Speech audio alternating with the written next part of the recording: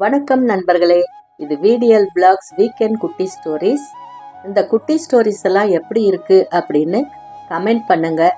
Subscribe பண்ணாதவங்க subscribe பண்ணிக்கோங்க. இந்த வீக்கெண்ட் நான் உங்களுக்காக கொண்டு வந்திருக்கிற கதை ராஜேஷ் குமாரின் அற்புத சிறுகதைகள்ல இருந்து புரியாத புதிர் அப்படின்னு ஒரு துப்பறியும் சிறுகதை தான். வாங்க கதை கேட்கலாம். ராஜேஷ் குமாரின் புரியாத புதிர். ஆபீஸ் மொத்தமும் திரண்டு இருட்டான முகங்களோட நார்த் கோயம்புத்தூர் லெவல் கிராசிங்கை தொட்ட போது திலீப் சங்கர் 2 துண்டுகளாக சிதைந்து ஒரு கிழிந்த பெட்ஷீட்டில் போர்த்தப்பட்டிருந்தான். சுற்றிலும் கும்பல் தெரிந்தது. இன்ஸ்பெக்டர் ரகுபதி தேவராஜ் தலைமையில் வந்த ஆபீஸ் கும்பலை ஏற்றிக்கொண்டார். மௌனமாய் கூட்டி போய் சிதைந்த உடம்பின் பெட்ஷீட்டை விளக்கினார். எல்லோரும் எட்டி பார்த்தார்கள். பற்கள் கிட்டித்து போய் விழிகள் பாதி சொருகிய நிலையில் திலீப் சங்கரின் முகம் தெரிந்தது. மூக்கிலும் நெற்றியிலும் இரத்த துளிகள். இவர் திலீப் சங்கர் தானே? இன்ஸ்பெக்டர் கேட்க தேவராஜ் தலையாட்டினார். எஸ். அந்த பெண் மனோகரி சேலை தலைப்பால் வாயை பொத்திக் கொண்டு அழுகையையும் விம்மலையும் அடக்கி கொண்டிருந்த அந்த இளம் பெண் ஆபீஸ் கும்பலிலிருந்து விடுபட்டு முன்னால் வந்தாள். My self inspector. இன்ஸ்பெக்டர் அவளை ஏறிட்டு பார்த்தார். திலீப் சங்கருக்கும் உங்களுக்கும் ஏதாவது சண்டையாமா? அப்படியெல்லாம் ஏதுமில்லை, விசும்பினாள். பின்ன ஏன் அவர் தற்கொலை முடிவுக்கு போனார்? உங்கள் காதல் கல்யாணத்துக்கு 2 பக்க வீட்டிலிருந்தும் ஆதரவு தானே. அவருக்கு அப்பா அம்மா யாரும் கிடையாது, கூட பிறந்தவர்களும் இல்லை. சோ அவர் பக்கமிருந்து அந்த கல்யாணத்துக்கு எந்த எதிர்ப்பும் இல்லை. அதே மாதிரி தான் எனக்கும். எனக்கு இருக்கிற ஒரே துணை என்னோட நோயாளி அம்மாதான். நான் திலீப் சங்கரை கல்யாணம் பண்ணிக்கிறதுல அம்மாவுக்கு சந்தோஷம்தான். நேத்து சாயந்தரம் வரைக்கும் திலீப் சங்கர் சந்தோஷமா இருந்ததா உங்க எம்டி சொல்றார். சாயந்தரத்துக்கு மேலதான் அவருக்கு என்னமோ ஆயிருக்கு. நேத்து சாயந்தரம் அவரை நீங்க பாத்தீங்களா? பார்க்கலை. கடைசியா எப்ப பாத்தீங்க? நேத்துக்கு முந்தின நாள் காலையில. எங்க வச்சு பாத்தீங்க? பஸ் ஸ்டாப்ல நான் நின்னுட்டு இருந்தப்ப அந்த பக்கமா ஆட்டோல போனவர் என்னை பார்த்ததும் நிறுத்தி பேசினார். என்ன பேசினார்? கல்யாண பொண்ணு இன்னமும்மா ஆபீஸுக்கு போயிட்டு இருக்க, நாளையில இருந்து லீவ் போட்டுரு அப்படின்னு சொன்னார். நடக்க போற மேரேஜ பத்தியும் செஞ்சிருக்கிற ஏற்பாடுகளை பத்தியும் பேசினார். குரலில் ஏதாவது வருத்தம் இருந்ததா? இல்ல, சந்தோஷமா தான் பேசினார்.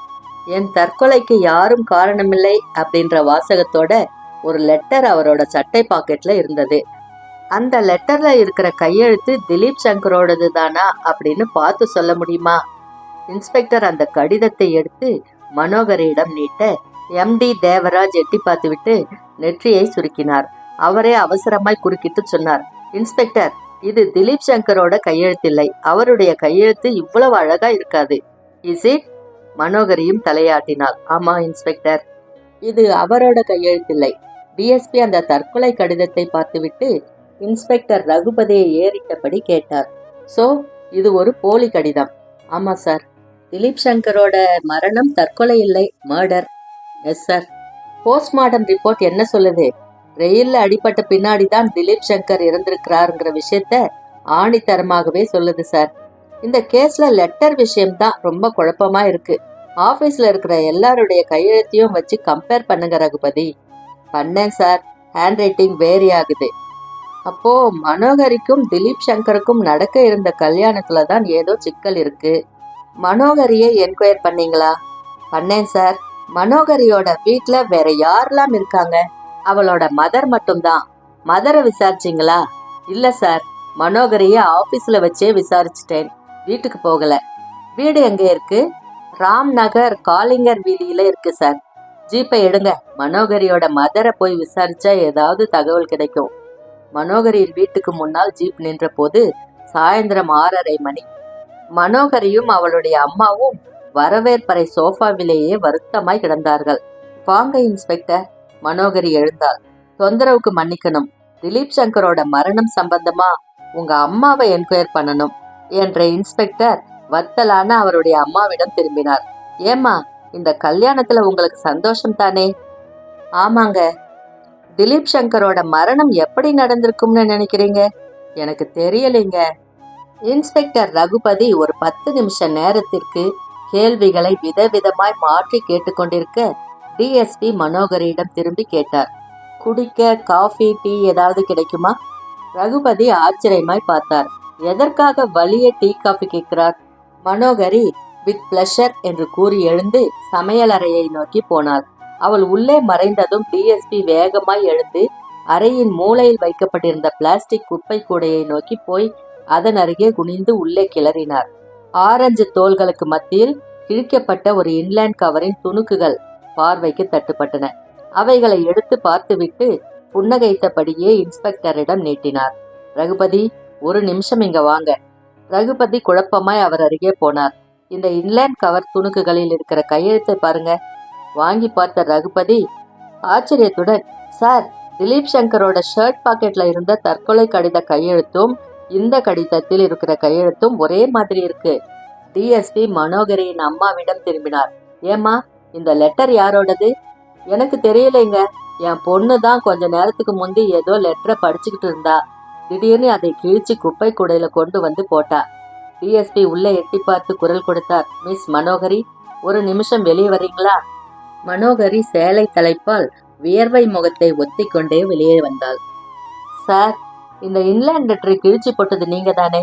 அது எதையும் மறைச்சு பிரயோஜனம் இல்லை மனோகரி. நான் உங்க வீட்டுக்குள்ள நுழையும் போதே உங்க பார்வை சட்டென்று குப்பை கூடை பக்கம் போனதை கவனிச்சேன்.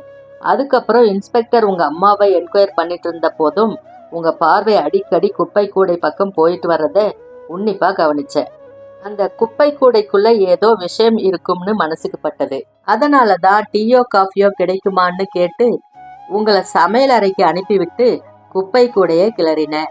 கிழிக்கப்பட்ட இன்லேண்ட் லெட்டர் துணுக்குகள் கிடைச்சது. அந்த ஒவ்வொரு துணுக்கிலும் திலீப் சங்கரோட தற்கொலை கடிதத்தில் இருந்த அதே எழுத்துக்கள். டிஎஸ்பி பேச பேச மனோகரிக்கு உடம்பு வியர்த்து ஊற்றியது. சார், இந்த இன்லேண்ட் லெட்டர் சொல்லுங்க, யாரோடது? திலீப் சங்கருக்கு ரேணுகா எழுதின லெட்டர். ரேணுகாவா? யார் அது? மனோகரி மெல்லிய குரலில் சொல்ல ஆரம்பித்தாள். அவ ஒரு மோசமான பொண்ணு, சித்தூர்ல இருக்கா. சார், திலீப் சங்கர் கொஞ்ச நாள் கம்பெனி விஷயமா சித்தூர்ல தங்கி இருந்த போது அறிமுகமாயிருக்கா. அந்த கொஞ்ச நாள் உறவை நிரந்தரமாக்கிக்க திலீப் சங்கரை கல்யாணம் பண்ணிக்க சொல்லி வற்புறுத்தி இருக்கா. இவர் மாட்டேன்னு பிடிவாதமா இருந்திருக்கார். இந்த நிலைமையில தான் நானும் அவரும் காதலிக்க ஆரம்பிச்சோம். திலீப் சங்கர் ரேணுகாவோட தொந்தரவு பற்றி என்கிட்ட சொன்னார். நான் போலீஸுக்கு போய் கம்ப்ளைண்ட் தரலாம்னு சொன்னேன். திலீப் சங்கர் கேட்கலை. விஷயம் போலீஸ் வரைக்கும் போனா விவகாரம் வெளியே வந்துடும், என்னோட மாரல் இமேஜ் கெட்டுடும்னு சொன்னார். 10 நாளைக்கு முன்னாடி ஒரு நாள் திலீப் சங்கர் என்கிட்ட வந்து இந்த இன்லேண்ட் லெட்டரை கொடுத்தார். படிச்சு பார்த்தேன். தன்னை கல்யாணம் பண்ணிக்க சொல்லி ரேணுகா எழுதின லெட்டர் அது. லெட்டரை கோபமா எழுதியிருந்தா. நான் கவலையோட ரேணுகா விஷயத்தை எப்படி முடிக்க போறீங்கன்னு கேட்டேன். அவர் ரொம்ப நேரம் தயக்கத்துக்கு பின்னாடி என்கிட்ட ஒரு திட்டத்தை சொன்னார். திட்டமா? ஆமா சார், ஒருத்தரோட கையெழுத்தை போலவே எழுதுற திறமை என்கிட்ட இருக்கு. திலீப் சங்கரோட கையெழுத்தை அவர் மாதிரியே போட்டு ஆச்சரியப்பட வச்சிருக்கேன். அந்த டேலண்ட்டை உபயோகப்படுத்தி திலீப் சங்கர் என்கிட்ட ஒரு திட்டத்தை சொன்னார். ரேணுகாவோட கையெழுத்தில் ஒரு தற்கொலை கடிதம் எழுதி அவருக்கு கொடுத்துட வேண்டியது. அவர் சித்தூருக்கு போய் ரேணுகா தனியா தங்கி இருக்கிற வீட்டுக்குள்ள நடு ராத்திரி நேரத்துல நுழைஞ்சி அவளை மயக்கத்துக்கு உட்படுத்தி மண்ணெண்ணெயில் நனைச்சி தீ வச்சிட வேண்டியது. லெட்டரை போலீஸ் கைக்கு கிடைக்கிற மாதிரி டீப்பாய் மேல வச்சுட்டு ஊர் திரும்பிட வேண்டியது. பேச்சை சில வினாடிகள் நிறுத்திவிட்டு மறுபடியும் தொடர்ந்தாள் மனோகரி. இந்த திட்டத்துக்கு நான் ஆரம்பத்துல ஒத்துக்கலை. ஆனா திலீப் சங்கர் விடல. என்கிட்ட கெஞ்ச ஆரம்பிச்சிட்டார். திட்டம் துல்லியமா இருக்கு, போலீஸ்ல மாட்டிக்க வாய்ப்பே இல்லைன்னு அடிச்சு சொன்னார். அந்த பொண்ணு ரேணுகாவால எனக்கு சொசைட்டில அவமரியாதை ஏற்பட்டா நான் உயிரோட இருக்க மாட்டேன்னு சொன்னாரு. எனக்கு வேற வழி தெரியாததால திட்டத்துக்கு ஒத்துக்கிட்டேன். இன்லேண்ட் லெட்டர்ல இருந்து ரேணுகாவோட கையெழுத்தை பார்த்து பழகி அந்த கையெழுத்துல ஒரு தற்கொலை கடிதம் ரேணுகா எழுதினது மாதிரி எழுதி அவர்கிட்ட கொடுத்தேன். அவர் அதை வாங்கி சட்டை பையில் வச்சுக்கிட்டு இன்னைக்கே சித்தூர் கிளம்பி காரியத்தை கச்சிதமா முடிச்சிட்டு வரேன்னு சொன்னார். குறுக்கிட்டு டிஎஸ்பி தொடர்ந்தார். வீட்டுக்கு போகிற வழியில நார்த் கோயம்புத்தூர் ரயில்வே லெவல் கிராசிங்க தாண்ட முயற்சி பண்ணி ரயில்ல அடிபட்டு செத்துட்டார் திலீப் சங்கர், சரியா? ஆமா சார். மனோகரி தலை குனிந்தாள். அந்த லெட்டர்ல இன்னொரு தப்ப நீங்க பண்ணிட்டீங்க மனோகரி. ரேணுகா மாதிரி லெட்டர் இருந்தது சரி, ஆனா கையெழுத்து போடலை. ரேணுகா மாதிரியே கையெழுத்து போட்டிருந்தேன் சார். ஆனா திலீப் சங்கரோட பிளட் ஸ்டெயின் அந்த கையெழுத்து மேல பட்டு பூசி மெழுகிருச்சு. டிஎஸ்பி புன்னகைத்தார். புதிரா இருந்த கேஸ் இப்படி பிடிபட்டு போச்சு. ஸ்டேஷனுக்கு போலாமா மனோகரி? திலீப் சங்கரோட திட்டத்துக்கு நீங்க ஒத்துழைப்பு கொடுத்தது சட்டப்படி தப்புதான். இருந்தாலும் இந்த கேஸ்ல இருந்து உங்களை வெளியே கொண்டு வர்றதுக்காக மனிதாபிமானத்தோட சில முயற்சிகளை எடுப்பேன். Thank you sir. மனோகரி தழுதழுத்த குரலில் தலையாட்டினாள். முற்றும். மீண்டும் அடுத்த ஒரு நல்ல கதையோட அடுத்த வீக்கெண்ட் சந்திக்கிறேன். அதுவரைக்கும் உங்களிடமிருந்து நன்றி கூறி விடைபெறுவது VDL Vlogs VDL. நன்றி, வணக்கம்.